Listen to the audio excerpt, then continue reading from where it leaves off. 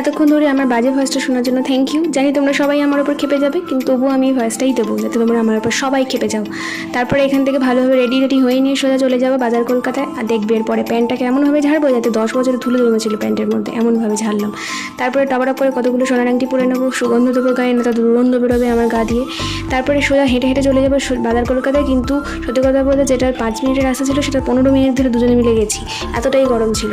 তারপরে এই যাওয়ার পরে বিপুল তো টোটালি কনফিউজ, এটা প্রত্যেকবারই হয়, ও কী করবে কী কিনবে কিছুই বুঝতে পারছে না। তারপরে ওখান থেকে কেনাকাটা সেরে বাবা আর বিপুলের জন্য কিনলাম বাজার কলকাতা থেকে। তারপর সোজা চলে গেছিলাম সেঙ্গা গোল্ডে, কারণ সেঙ্গা গোল্ডে মায়ের জিনিস কেনার ছিল। দেখা হচ্ছে নেক্সট রিলসে, ভালো থেকো সবাই।